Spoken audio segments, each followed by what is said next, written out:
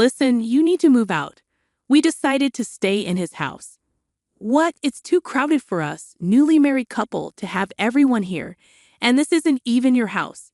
If you don't like it, find your home place. Sophie can stay here if she wants. Kicking her out is unfair." My mom's words made me feel relieved. But my brother and his wife were still unhappy.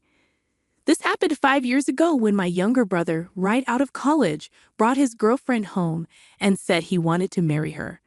My name is Sophie, I'm 33 now, and my brother, who's 5 years younger, got married right after college. His wife was still in college, 3 years behind him. My brother and his wife really wanted to tie the knot right away, but our parents suggested waiting until she finished college. Oddly enough, her parents didn't mind either way. It seems like she's a carefree spender, and her folks just want her out of the house as soon as possible. "We'll cover her tuition today, but after that, she's your responsibility. So anything other than her education isn't our concern," they said casually. Not wanting to bother with rent, the newlyweds chose to stay with our parents. Thankfully, our dad, who used to be well off, owned a spacious old house with enough space. It wasn't a big deal for them to live together. My dad grew up in a wealthy family, so he never faced money troubles like a regular worker. He hardly shared his thoughts, always wearing a smile and seeming a bit out of touch with reality. Mom often guided him, but I never saw him lose his temper. "I got a talking to from your mom again," he'd say with a chuckle. Dad was easygoing, taking everything in stride, which is probably why he and Mom got along so well. I adore Dad. He just laughed along when Mom scolded him. And so began the living arrangement with the newly married couple. My sister-in-law doesn't lift a finger around the house. She doesn't even bother with the vacuum or sorting her laundry from ours. Cooking, forget about it. She waits for Mom or me to make meals. "You could pitch in a bit, you know." I finally snapped, only to be accused of picking on her. "You're intimidating, sis. Maybe that's why you're still single at your age," she quipped, giggling. My brother just joined in her laughter. "At least do your own laundry. Isn't it embarrassing to have someone else wash your underwear, sis?" I thought we were all one big happy family. She'd fake tears for sympathy. My brother always took her side in moments like these. "Sophie, just because Emily is young and cute, don't get jealous and bully her. We're not here to be your servants. Living together means following some rules. Emily's a student. Her main focus should be on her studies. We're family, so we should be able to cooperate, right?" He said this without any hint of remorse. Even though Mom suggested they get their own place and help us with rent, he brushed it off. "If we move out, it has to be a fancy apartment. We can't settle for something cheap," such selfishness. When I asked Dad to intervene, all he'd say is, "It's tough for just the two of them to manage. They're still young." And because of that, my brother and his wife felt even bolder. When I hit 30, I got engaged, and it was a stroke of luck.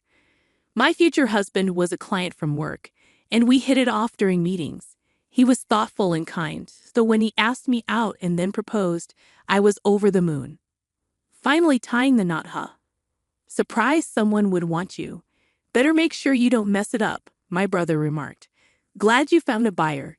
Can't wait for the busybody sister-in-law to be out of our hair," my parents chimed in, blessing our union wholeheartedly. I visit my parents occasionally, but my brother and his wife hadn't changed. She graduated the next year but didn't work or help around the house. When I tried to advise her, I was told I was a stranger now and shouldn't meddle. But I had a feeling they weren't leaving because they wanted to keep hold of the family assets. Deep down, they were probably relieved they didn't have to share them with me now that I was married and gone. However, leaving doesn't mean I forfeited my rights to inherit. My brother and his wife probably understand this, but now that I'm not around, they might feel they can do as they please. When the time comes, I'd gladly give up my inheritance if they take good care of our parents and the house. But for now, I don't see any signs of that happening. About 2 years later, my father's health deteriorated, and he was in and out of the hospital. I pitched in with his care, visiting him as often as I could, but my brother and his wife seemed unconcerned. My father started mentioning his $20 million inheritance, and every time I visited, I noticed my sister-in-law sweet-talking on my father's side, saying, "Hey sis, I'd love to help out too, but mom handles everything, and I never get the chance." But you never showed interest in that before, did you? That's not entirely true, but don't you think mom might be trying to keep us out of the loop to control the inheritance? Our parents are really close, and I think mom wants to handle everything herself. I don't think she's thinking about it that way, really. So you believe we'll get a fair share when Dad passes? Stop it. Don't talk about such unlucky things. Dad's still with us. I'm really frustrated with my brother and his wife, who seem to only care about money, but it's unclear if my father actually has that much wealth. While her family used to be well off, my father is just a regular salaryman. I can't imagine he has that much saved up. A year later, my father passed away. I hurried to the hospital as soon as I heard his condition had worsened suddenly, but when I arrived, he was already gone. The only solace was seeing how peaceful his face looked. "You're smiling, right, Dad? You were carefree till the very end." My husband left work early to join me, but my brother and his wife didn't show up at the hospital. When I reached out to my brother, he calmly responded, "If he's already gone, what's the point of rushing there?" My brother and his wife didn't seem to be grieving. At the funeral, they were laughing and chatting. Right after the funeral, my brother wasted no time bringing up the topic of inheritance. "As a couple, we'll inherit the $20 million from Dad." "What do you mean? Did both you and Mom give up your shares? Can we discuss this after the 49th day memorial?" "The funeral just happened today. Normally, it's better to settle financial matters later. We live in this house as a couple, and I'm the eldest son, so the inheritance is rightfully ours." Bringing this up right after Dad's passing didn't sit well with me. I didn't particularly care about the money, but it angered me that my brother assumed I'd agree with him. "Fine, but in return, you better take good care of Mom." Who would believe such words? My mother spoke before I could object. "It's fine, dear. Arguing about this won't do any good, especially now." But Dad had just passed, and Mom was clearly feeling down. I couldn't just let it slide. "This isn't something to decide right now. Let's head home for today." My husband, who had been quietly listening, intervened. I held back until now, but my husband couldn't stand it any longer. That's when we decided to leave. "It doesn't feel right, especially after Dad's passing. I understand your feelings, but right now I'm more worried about your mom. She's usually so strong, but she seems really down." "I'm really worried about her too." I couldn't help but wonder why Mom agreed with my brother's stance so easily. Was she swayed by him and his wife? Mom and Dad were always a strong couple. Losing Dad must have hit her hard. Honestly, I'd rather be reminiscing about Dad right now, but my anger towards my brother is clouding everything. Since then, my brother and his wife kept bringing up renouncing the inheritance, but I refused to discuss it until after the 49th day.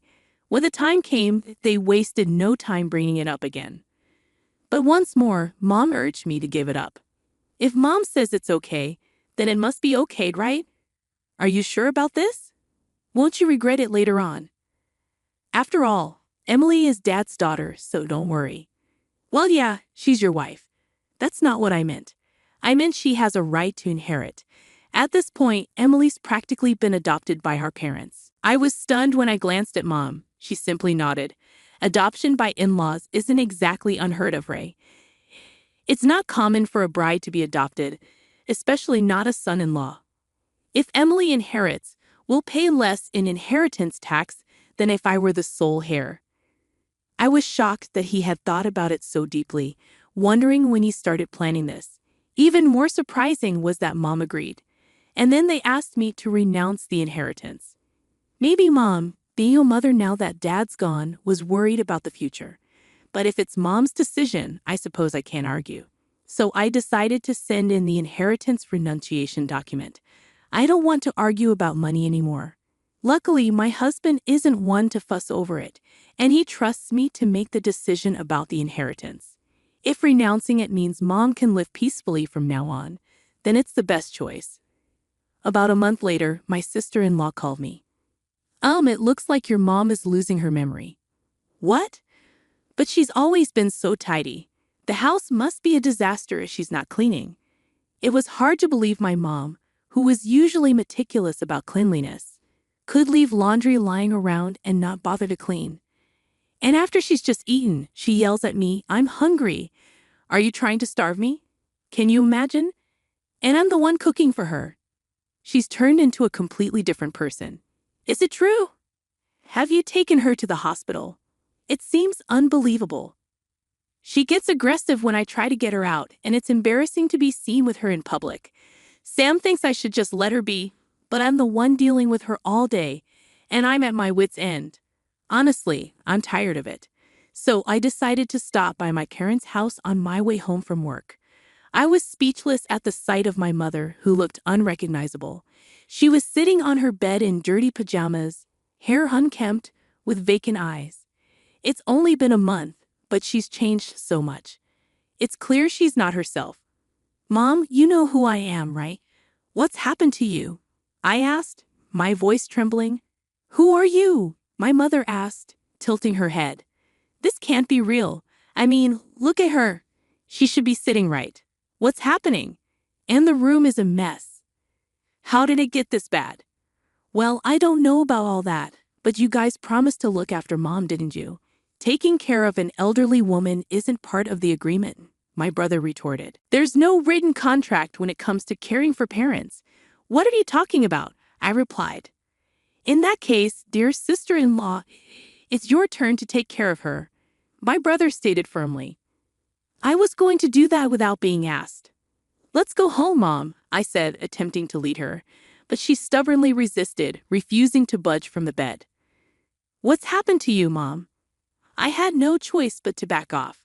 Even when my husband and I returned the next day to fetch her, she still adamantly refused to move. "I want to be with your father," she cried. It was hard to believe my mother had become like this. "I have a job and can't visit her every day. That's why I want her to come to my house." But she refused to leave her old home. Sometime later, I received a call from my younger brother. "Sis, we've moved." "Really? Where to?" "Did you take Mom with you?" I inquired. "I wouldn't drag around an elderly woman. She's just a burden," Sam replied. "What's wrong with you?" I retorted. "Mom mentioned Dad's valuable securities are in the safe deposit box. If we sell the house, we'll get around $20 million. "What? It'll be a problem if Mom stays in that house forever," Sam continued. "So sis, get Mom out of there as soon as possible. I'm relying on you." "Wait, hold on. What are you saying?" But the line went dead. Despite repeatedly dialing, they didn't pick up. I left work early and rushed to my parents' house to persuade my mother to come to my place. I anticipated her usual resistance, but this time she quietly agreed, which was a relief. It seemed like Mom understood that nobody was staying in that house anymore. She remained silent during the drive home, but when we arrived, she suddenly perked up. "Huh, can I use your bathroom?" she asked and hurried inside. I was perplexed and stood there trying to make sense of it. The mother I just saw was unmistakably the same as before. What in the world is going on? I felt like I'd been struck by lightning. When my mother emerged from the bath, she requested some clothes. I quickly fetched her some of my own, and a fresh set of underwear I bought for her. "Ah, I feel so refreshed," she exclaimed with a bright smile, drying her hair with a towel. "Mom, what's happening?" I asked, just as my husband walked in. Like me, he looked stunned at the sight of my mother. Suddenly, my mother burst into laughter. "That was quite the performance, wasn't it? I used to be in the drama club in high school. They say to deceive the enemy, you must first deceive your allies, and it seems to be true, doesn't it?" So it turned out my mother was feigning senility. But why? I couldn't make sense of any of it. "Just wait and see. That couple will do something worse soon." "By that couple, do you mean Sam and his wife?" "Exactly. That couple's relationship is solely built on money." Then my mother proceeded to fill us in on what had transpired. Both my husband and I were amazed by my mother's cunning. The following week, my brother called furious. Hey sis, you knew about this and didn't say anything, did you? What's going on? What are you suddenly talking about? There's no inheritance from dad at all. When I checked the safety deposit box mom mentioned, there were only loan agreements inside. So remember that $20 million? Well, that's actually a $20 million debt. Did you not bother to check? Typical of you, the only son in our family to inherit all of dad's debts. Well, technically, that's still part of the inheritance. In the past, dad, being too trusting, had acted as a guarantor for a friend's business without mom's knowledge. The business failed, and the friend kept borrowing from dad until it went bankrupt, leaving behind only the debt. And to make matters worse, the friend disappeared without a trace. It turns out that our family home had been put up as collateral due to the debt incurred back then.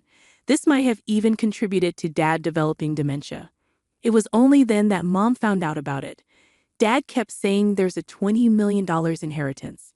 Dad's words led my younger brother to mistakenly believe there was a hefty cash inheritance. So he and his wife decided to move in with our parents to seize as much money as possible. Dad, without suspecting anything, agreed to my brother's plan. But mom saw through my brother's scheme and chose not to object. She knew he was so eager for the inheritance that she could simply hand it over to him to shield dad's dementia. Mom deliberately kept my brother and his wife away from him. And after dad's passing, when my brother and his wife finally showed their true intentions, mom pretended not to notice to observe their reaction. She bided her time for the right moment. Then I'll renounce the inheritance. It's too late for that.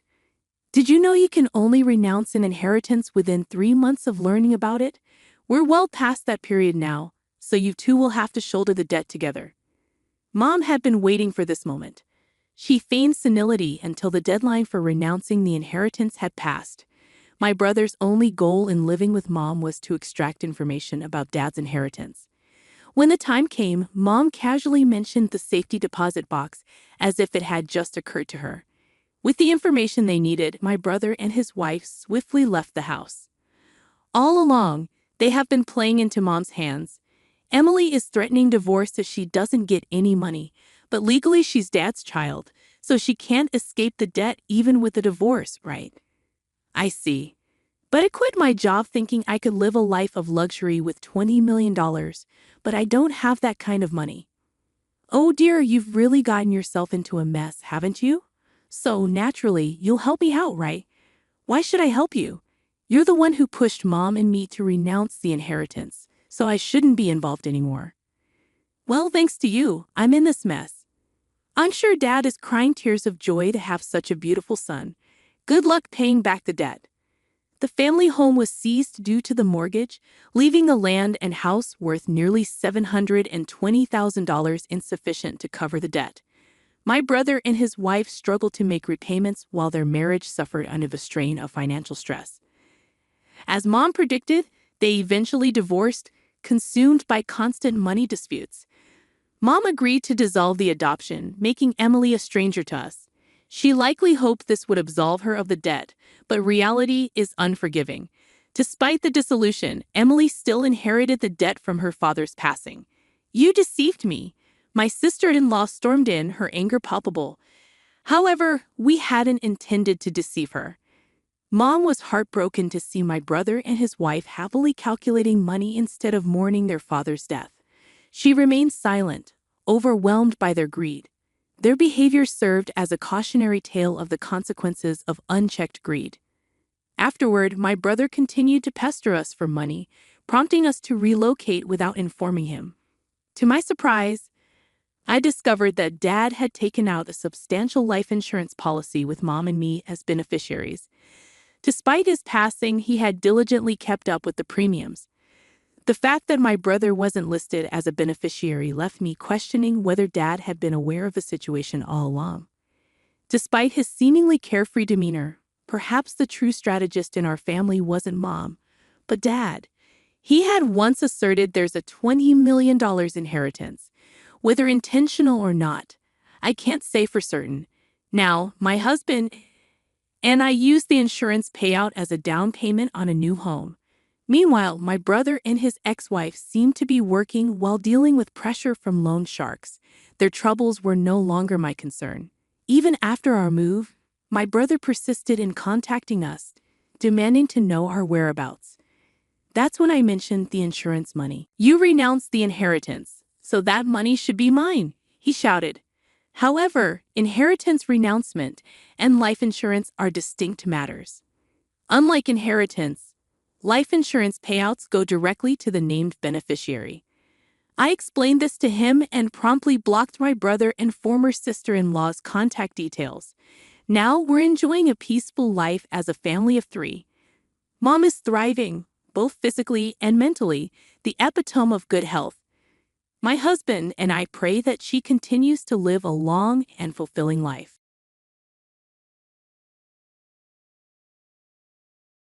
"You're not family, just the maid who married my son." Patricia's voice crackled through the phone, full of satisfaction. "That settlement money belongs to a real family now." I held onto the edge of my hospital bed, my legs still aching from therapy. A year had passed since the accident, but the pain remained, both in my body and in my heart. Yet nothing hurt more than this betrayal. My name is Isabella Santos. I'm 29 years old, and right now, my mother-in-law is bragging about stealing the $850,000 settlement I received after a drunk driver hit me. That money was meant for my medical care, lost wages, and home adjustments. But Patricia had taken it all. "You never deserved that money," she sneered. "My Marcus married beneath him. At least now I can make sure it stays with true family." I took a deep breath. "Thank you for telling me, Patricia," I said calmly. Silence. She had expected me to cry or beg. "That's all you have to say," she snapped. "Yes, have a nice day." I hung up and immediately called my lawyer. "Mr. Davidson, it's Isabella. She did exactly what you predicted." His voice was steady. "We've got her. Everything is documented. Shall I proceed?" "Yes," I said firmly. "It's time." Patricia had been trying to steal my money for months. She had pretended to be me on phone calls, forged documents, and even tried to change my account passwords.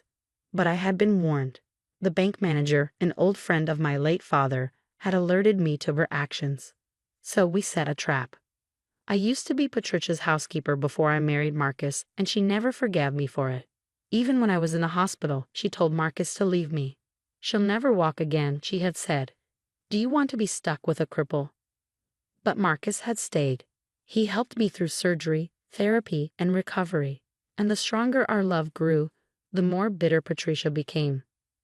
Now, messages were flooding in from Marcus's sister, Amanda. "Mom saying she took your money to buy me a house. What's going on?" I didn't reply. Amanda had always sided with her mother. Let them think they had won for now. Then Marcus called. "Bella," he said, his voice tense. "Mom just called me. She's saying something about your settlement money." "It's handled," I assured him. He was quiet for a moment. Then he chuckled. "She really stole it." "She tried," I corrected, "but now she's going to regret it." Marcus and I had planned for this. We had set up a fake account with a small amount of money, knowing Patricia would go after it. She thought she had stolen everything. In reality, the real settlement was safe. And now she had walked right into a trap. I checked my email. Mr. Davidson had already sent over the evidence. Patricia's fraud was fully documented. Her own phone call admitting to the theft was the final proof we needed. Amanda texted again. "Mom's throwing a big family dinner to announce my new house. Don't ruin this." I smiled. Patricia would soon be getting a very different phone call, one from the bank, about unauthorized access and legal charges. The sun was setting outside my window, and for the first time in a long while, I felt at peace. Patricia had spent years trying to push me out of the family. Now she would finally see who she had underestimated. Later that night, Marcus sat on my hospital bed, still in his scrubs. He held my hand and smirked. "Mom's dinner is happening. She has a big announcement." I squeezed his hand. "I'm sure she does. Should we go?" "No," I said, smiling. "I think we'll let the bank handle it." We had given Patricia every chance to accept me. Instead, she chose to see me as a nobody. Now she would face the consequences.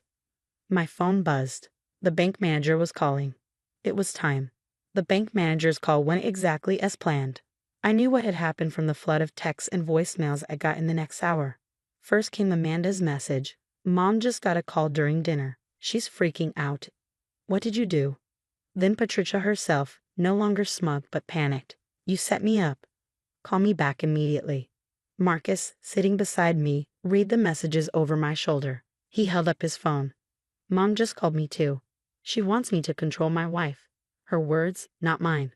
I leaned back against my pillows, remembering how Mr. Davidson and I had prepared for this. We knew Patricia would try something reckless. She always did when she felt threatened. The small account we left open for her was like bait in a trap. The bank manager had called her to explain that her actions had triggered fraud alerts. The money she stole was frozen. The bank's fraud team and the police were now involved. Patricia had just committed a federal crime. My phone rang again. It was Mr. Davidson. It's done, he said. She tried to lie and say you gave her permission, but we have all her previous fraud attempts documented. They're taking this very seriously. Before I could respond, I heard a commotion outside. Patricia's angry voice echoed down the hospital hallway. Where is she? I know she's in here. Marcus stood up, blocking the door. I'll handle this. Patricia stormed into the room, her fancy blouse wrinkled, her usually perfect hair a mess. Amanda followed behind, looking unsure. You ungrateful little snake. Patricia spat. After everything I've done for you. I stayed calm. Everything you've done. Like trying to get Marcus to leave me while I was in the hospital, or stealing my settlement money. That money should go to real family. She turned to Marcus. Are you just going to let her do this to me? I'm your mother. Marcus's voice was cold. Do what, Mom? Stop you from stealing? Yes, I am. Amanda stepped forward, looking confused. Mom said Bella gave her permission. She said the money was for my house. I pulled out my phone and pressed play. Patricia's own words filled the room. You're not family, you're just the maid who married my son. That settlement money belongs to real family now. Patricia's face went pale. You recorded me? Of course. I'd also have proof of every time you tried to access my account. Every fake document, every lie. It's all there.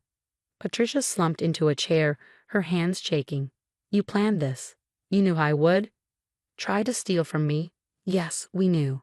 You've made it clear from the start that you don't see me as family. But did you really think I was just the maid you could take advantage of? Amanda looked between her mother and me, finally realizing the truth. Mom, what did you do? Marcus answered for her. What she always does. She underestimated Bella. But this time, there are consequences. As if on cue, my phone buzzed. A message from Mr. Davidson. The bank has filed the fraud report. Patricia's crime was now official. Get out, I said quietly. Both of you. The bank will contact you soon. Patricia stood up, her confidence gone. You can't do this to me. I'm your mother-in-law. I met her eyes. No, you're the woman who tried to steal from me while I was recovering from an accident that nearly killed me. Now leave before I call security. As they walked out, Amanda hesitated in the doorway. I had to know. Yes, you did, I said. You just ignored it. After they were gone, Marcus sat beside me, taking my hand. You okay? I nodded, feeling relieved. Your mom finally showed everyone who she really is. No more pretending. She'll never forgive you for this, he said softly. I smiled, squeezing his hand. Good thing I stopped caring a long time ago. The sun was setting outside, casting long shadows on the ground. Patricia had spent years trying to prove I didn't belong in her family. Instead, she had proven why she didn't belong in mine. 5 months later, I was in our newly renovated kitchen, making dinner. On days when my legs needed rest, I could now reach everything easily from my wheelchair. The changes we made with the settlement money had turned our home into a place where I could move freely and stay independent. The doorbell rang. Marcus answered it, and I heard Mr. Davidson's familiar voice. Over the past few months, he had become more than just our lawyer. He had been our support through everything. The plea deal is final, he said as he sat at the kitchen island. Patricia agreed to all terms. Her punishment had been quick and serious. The bank's fraud team had built a strong case, leaving her no way out.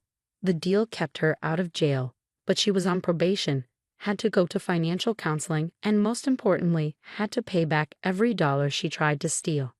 Has she signed everything? I asked, placing a cup of coffee in front of him. Yes. She's also banned from handling money for any business or person. And her reputation. He paused, then smirked. Let's just say she's not very popular at the country club anymore. Marcus shook his head. She did this to herself. How's Amanda handling it? She's been helping the investigation, Mr. Davidson replied. She even gave proof of other times your mother misused family money. I wasn't surprised. After Patricia's crime was exposed, more people came forward. Relatives told stories about stolen inheritances, unpaid loans, and forged documents. The perfect image Patricia had built for herself was gone. Just then, my phone buzzed with a text from Amanda. Can we talk? Please? She had been reaching out more often lately, trying to fix things. Her messages showed she was finally realizing the truth about her mother, but I wasn't ready to forgive her yet. Some betrayals take time to heal. The renovation company called, Marcus said, changing the subject. The bathroom upgrades are done. You'll be able to use everything on your own now. I smiled, thinking about how far we had come. The settlement money had done what it was supposed to. It helped me rebuild my life after the accident. Patricia had tried to take it, but in the end she had only destroyed herself. That evening, Marcus and I sat on our adapted back porch, watching the sunset. My phone buzzed with an email from Mr. Davidson. Attached was Patricia's signed confession. She admitted to everything. Her words were stiff, clearly written under legal pressure, but one sentence stood out. I acknowledged that my actions were driven by prejudice and a refusal to accept Isabella as family. Marcus glanced over my shoulder. You should frame that, he joked. It's probably the closest thing to an apology you'll ever get from her. I closed the email, feeling lighter. I don't need her apology. I never did. And it was true. For years, Patricia had tried to prove I wasn't part of her family. But in the end, she had only shown that money doesn't buy class. And that real family isn't about wealth or status.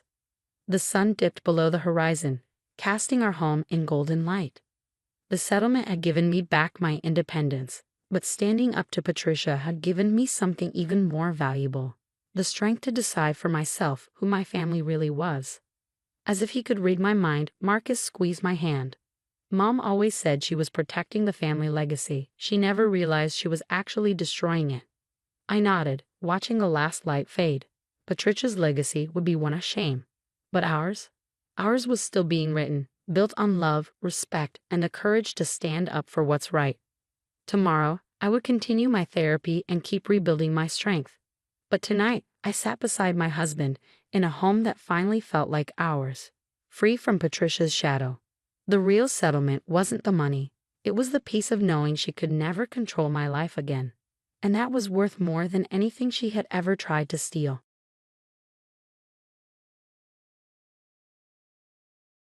You thief? You manipulative thief.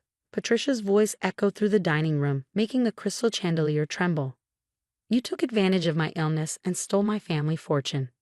I sat quietly at the end of the massive oak table, watching my mother-in-law's performance with practiced patience. Around us, the entire family shifted uncomfortably in their seats. Aunts, uncles, cousins all gathered for what they thought would be a regular Sunday dinner.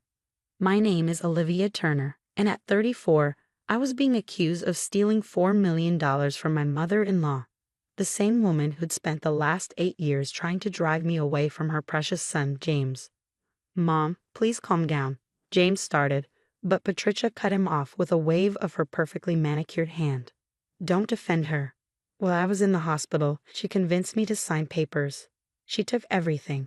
Patricia's voice cracked with well-practiced emotion. The accounts are empty. My mother's jewelry, the summer house, all gone. I took a sip of water, letting the accusations wash over me. The family's eyes burned into me, some with shock, others with already formed judgment. My sister-in-law, Amanda, smirked from across the table, clearly enjoying the show. Olivia, my father-in-law, George, spoke up, his voice heavy with disappointment. If this is true, we'll have to involve the authorities. I placed my glass down carefully, the soft clink somehow loud in the tense room. Would you like to know what really happened? I asked, my voice steady. We know what happened. Patricia shrieked. I have proof. Show them, Amanda. Amanda pulled out a stack of bank statements, passing them around the table. The accounts were drained 3 months ago, she announced triumphantly. right when Mom was having her surgery. And guess who had power of attorney? The statements made their way around the table, accompanied by gasps and whispers. I waited until everyone had seen them before speaking again. Interesting timing, I said, opening my bag. Would you like to explain why you were photographed at the Golden Lotus Casino that same week, Patricia, when you were supposedly too ill to leave the hospital? The color drained from Patricia's face. What are you talking about? I pulled out an envelope and removed its contents slowly. You see, after James and I got married, I learned quickly to document everything. Every conversation, every transaction, every power of attorney form you tried to get me to sign. What is she talking about, Mom? James asked, his attention fully focused on his mother now. She's lying, Patricia stammered, but her confidence was cracking. I laid out the photos one by one. Patricia at the casino, very much alive and well, playing high-stakes poker. Patricia meeting with known loan sharks in the parking lot. Security camera stills of her making massive withdrawals from the family accounts. The money didn't disappear because I stole it, I said calmly. It disappeared because of gambling debts. $4 million, lost at the tables over the past year. The room erupted in chaos. Amanda lunged for the photos, but James caught her arm. George stared at the evidence, his face ashen. That's not all, I continued, pulling out a USB drive. I have video footage of every meeting with the loan sharks, every threatening phone call they made to the house. Would you like to explain why they were calling you Patty the Poker Queen, Patricia? Patricia's carefully constructed accusation was crumbling. She looked wildly around the room, searching for allies, but found only shocked and horrified faces. You don't understand, she pleaded. I was going to win it back. I had a system. A system that cost your family their inheritance, I said softly, and then you tried to pin it all on me. James stood up slowly, his face a mask of disbelief. Mom, how could you? I did it for you, Patricia cried. That woman, she's not good enough for you. I thought if I could just win big once, I could show you that you don't need her. The irony of her statement hung heavy in the air. If I hadn't been documenting everything, if I hadn't been protecting myself and the family's assets, her gambling addiction would have remained hidden until everything was gone. There's more, I said, pulling out one final document. This is a contract from 3 days ago. Patricia tried to take out a loan against the summer house, the one she claims I stole. She forged my signature since the house is in my name. George finally found his voice. Patricia, tell me this isn't true. But Patricia had no more lies left. She collapsed into her chair, tears streaming down her face. Real ones this time, not the calculated performance from earlier. The family meeting had turned into something none of them expected. As the truth sank in, I could see the shock and betrayal on their faces. The fortune that had been in their family for generations, gambled away by the woman who'd spent years painting me as the gold digger. I have a plan to fix this, I said, reaching for another envelope in my bag. If you're willing to listen. The room fell silent, all eyes now turned to me, not with accusation, but with desperate hope. Patricia's sobs were the only sound as I pulled out the document that would change everything. I opened the envelope slowly, aware of every eye in the room fixed on me. Before I show you this, I said, you need to understand something. I've spent the last 8 years being treated like an outsider, watched like a thief, and accused of being after the family money. But I love James, and that means his family is my family, whether you like it or not. Patricia's sobs quieted as she watched me through mascara-stained eyes.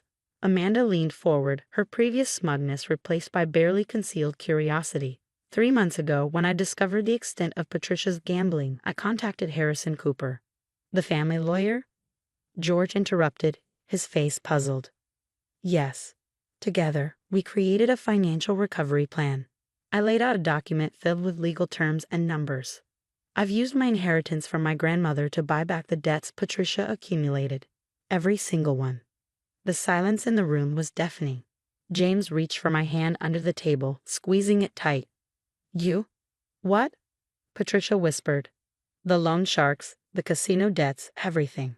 It's all been consolidated and transferred to me. I met Patricia's eyes steadily. Instead of destroying this family, you'll repay me, with reasonable interest, through a structured payment plan.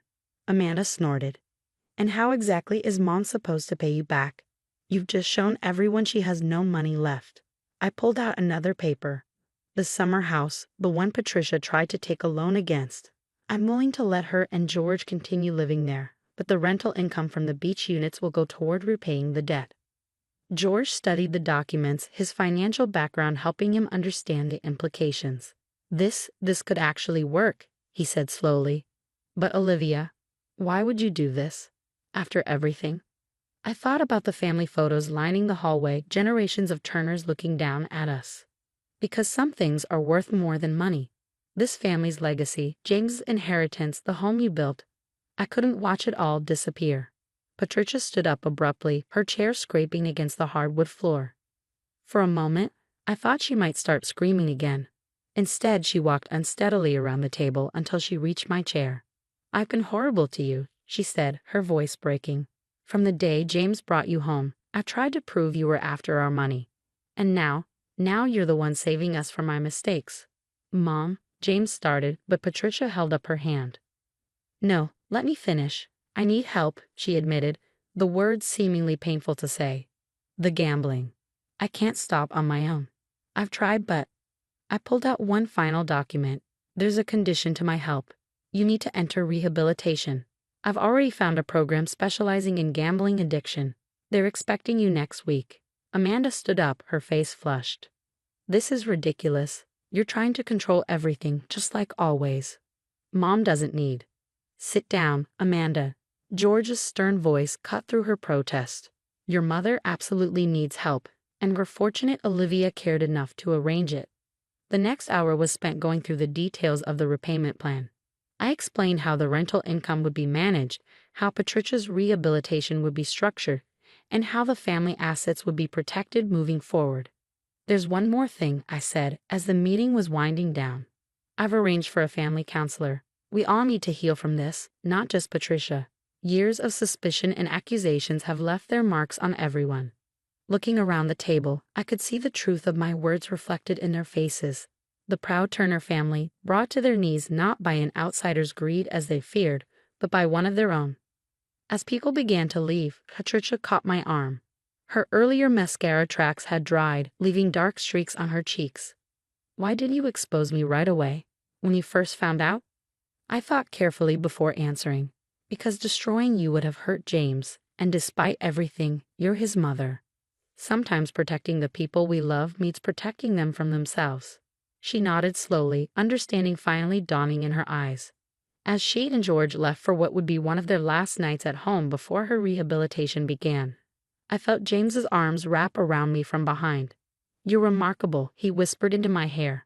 All these years you've been protecting us, haven't you? I turned in his embrace, seeing the mix of love and regret in his eyes. I protected what matters. The rest, we'll work on it. Together. The dining room was empty now, the evidence of our family drama scattered across the table. Bank statements, photos, recovery plans. I began gathering them up, knowing they represented not just the end of one chapter, but the beginning of another. The path forward wouldn't be easy. Trust, once broken, takes time to rebuild. But as I looked at the family photos on the wall, I knew we'd taken the first step toward healing. Sometimes the strongest families are the ones that have been broken and pieced back together, held tight by forgiveness and understanding. James helped me collect the last of the papers, our movements in sync after 8 years of marriage. Ready to go home? He asked softly. I nodded, taking one last look around the room where everything had changed. Yes, I replied. But this isn't over. It's just beginning. 6 months after that explosive family dinner, I stood in the doorway of the summer house, watching the sunrise over the beach. The rental units were doing well, their income steadily chipping away at Patricia's debt. But more importantly, the family was healing.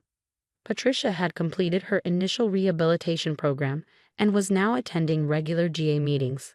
The woman who returned was different from the one who'd left, humbler, more self-aware, and working hard to rebuild the trust she'd broken. Coffee.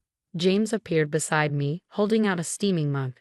Thanks, I said, accepting it gratefully. We were spending the weekend helping his parents settle back into the house after Patricia's return from rehab.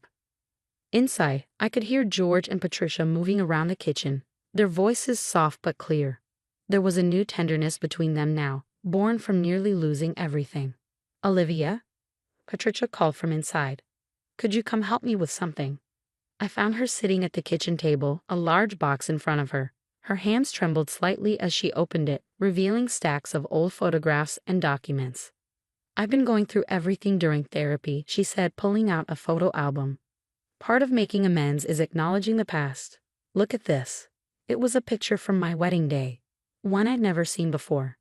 In it, I was helping Patricia with her corsage, both of us laughing at something long forgotten.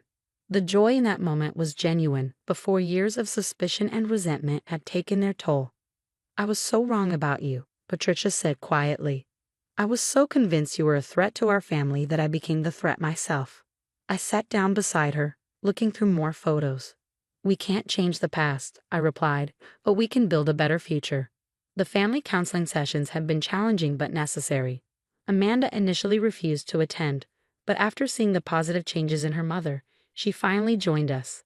Slowly, painfully, we began to address the years of dysfunction that had led us here. The rental income is exceeding projections, George mentioned over breakfast, his business mind never far from the numbers. At this rate, we might be able to accelerate the repayment schedule. Let's stick to the plan, I suggested gently. This isn't just about the money anymore. Patricia nodded in agreement. One day at a time, she said, echoing her GA mantra. In the meetings, they teach us that rushing to fix things can sometimes make them worse. Later that afternoon, as James and I walked along the beach, he suddenly stopped and turned to me. You know what today is? I thought for a moment and smiled. 8 years and 6 months since our wedding day. 8 years and 6 months of you fighting for this family, he corrected, even when we didn't deserve it. I watched the waves crash against the shore, thinking about everything that had happened. Family isn't about deserving, I said finally. It's about choosing to stay, even when it's hard. Back at the house, Amanda had arrived with her husband. There was still tension, but it was softening. She brought dessert, my favorite chocolate cake from the bakery across town. A small gesture, but a meaningful one. As we sat around the dinner table that evening, the same family, but fundamentally changed. Patricia cleared her throat. I've been working on something, she announced, pulling out a notebook. My therapist suggested writing letters to everyone I've hurt. I'd like to read them if you're willing to listen. We sat in silence as she read, her words full of genuine remorse and hope for the future. There were tears, not the manipulative ones from before, but real, healing tears that needed to be shed. When she finished, George reached for her hand. James squeezed my shoulder. Even Amanda looked moved. This is what family should be, I said softly. Not perfect, but honest. Not flawless, but willing to grow. The sun was setting over the ocean, casting long shadows through the windows. Outside, the rental units were full of happy vacationers, unaware that their stay was helping piece a family back together. The recovery plan I created wasn't just about money. It was about rebuilding trust, one day at a time.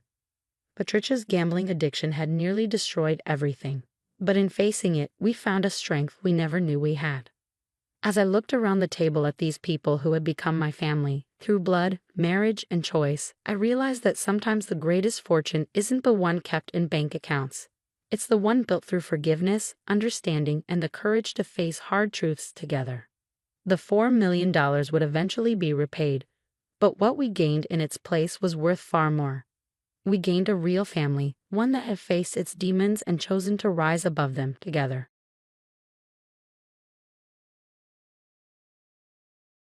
Now it's your turn to live in luxury. Emily's voice rang through the phone, full of mockery. Her words made my stomach drop as I looked at my bank app. I was still weak from spending 2 weeks in the hospital after a terrible car accident, but the numbers on the screen shocked me awake. $75,000 in charges. Louis Vuitton, Gucci, Cartier. All while I was fighting for my life. My name is Olivia Parker, and I'm 34 years old. I've always known my sister-in-law, Emily, was jealous of my success. But I never thought she would do something like this. I found your credit card in your purse when I visited you, Emily continued, her voice smug. You always have everything while I struggle. Consider this payback for showing off. I forced myself to stay calm. Emily, do you realize that what you did is a crime? This is credit card theft. She laughed coldly. Oh please, we're family. Besides, you were unconscious. You should be grateful I was there to help John with the kids.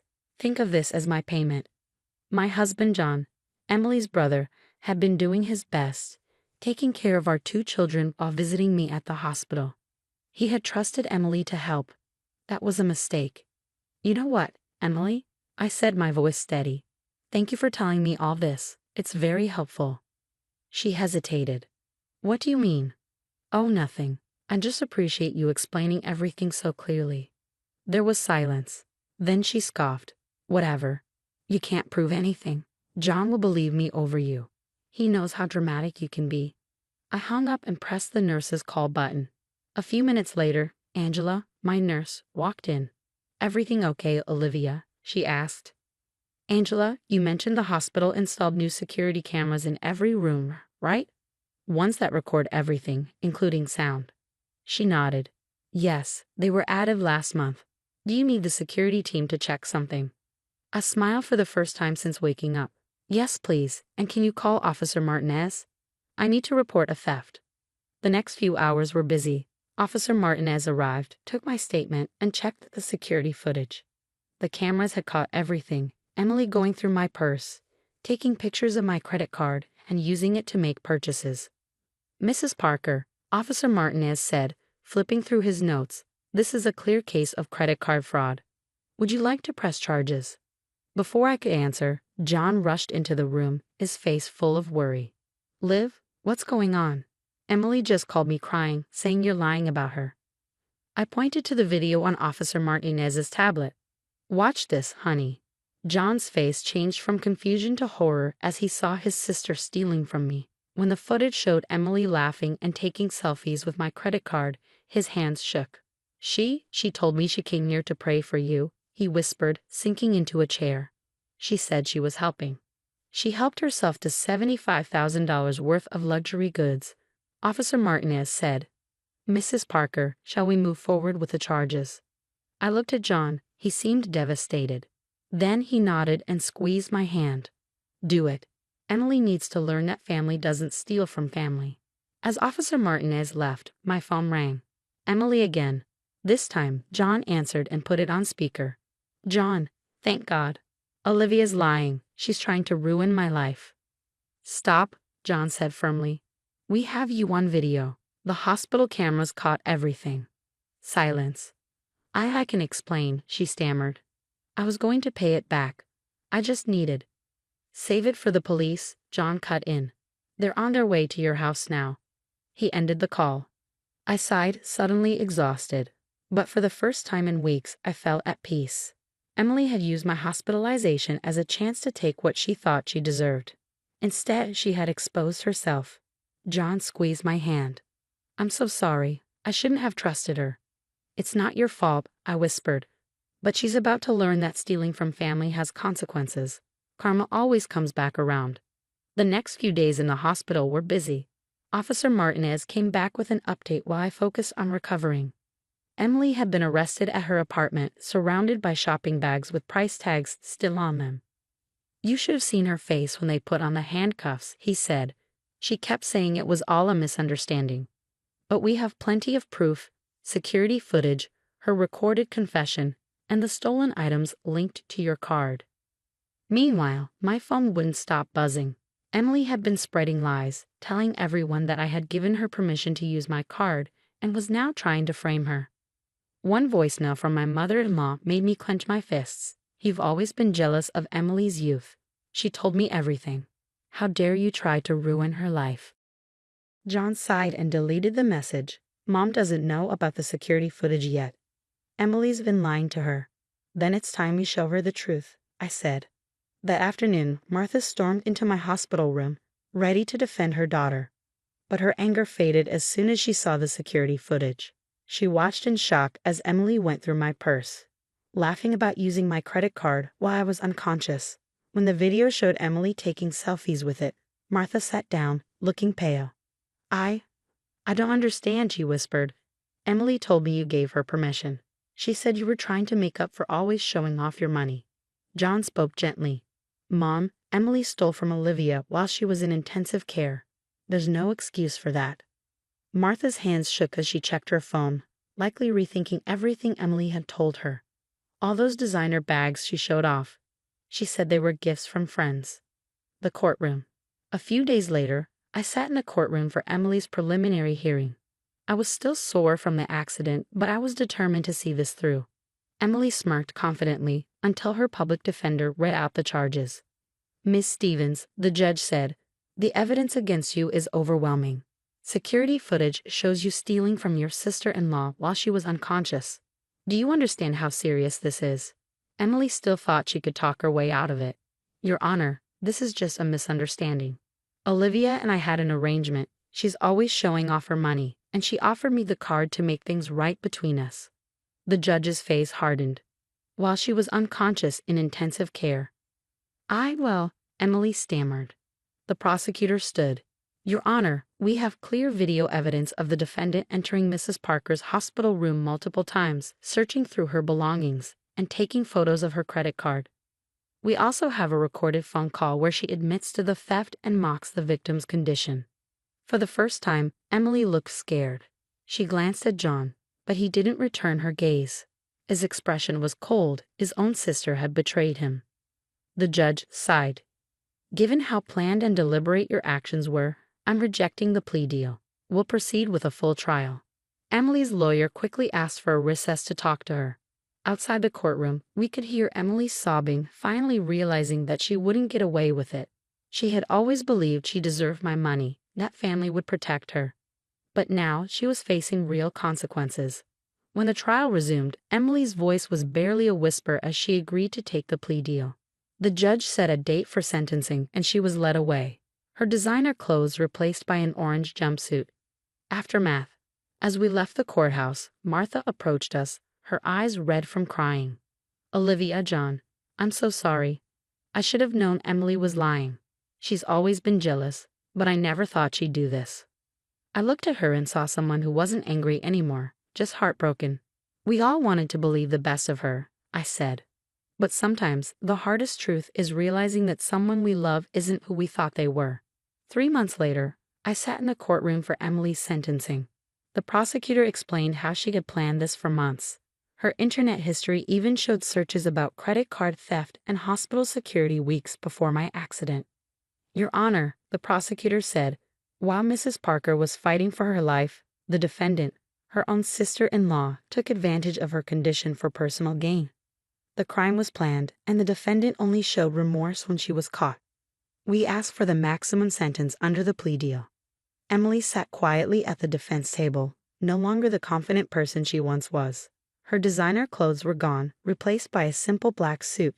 She had lost weight in jail, and for the first time she looked truly nervous. The judge turned to her. "Miss Stevens, before I announce your sentence, do you have anything to say?" Emily stood, holding a small piece of paper. Her hands shook as she spoke. I want to apologize," she said, voice trembling.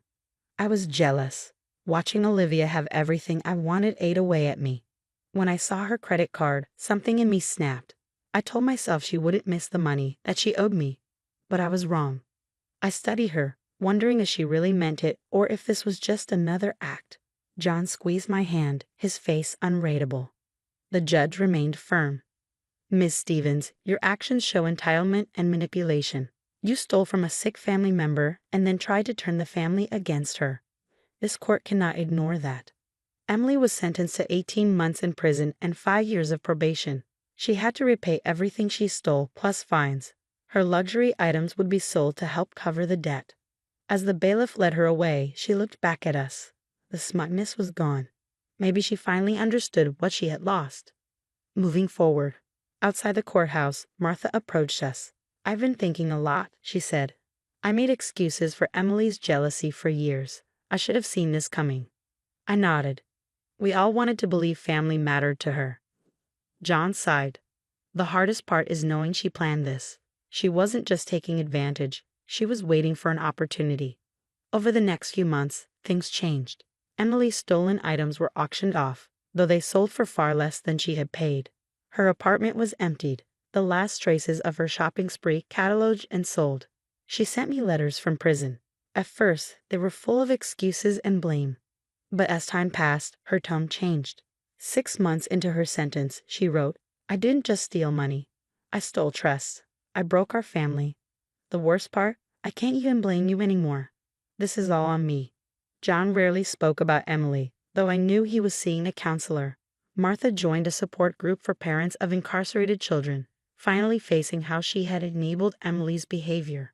I made a full recovery from my accident, though it took longer for the emotional scars to heal.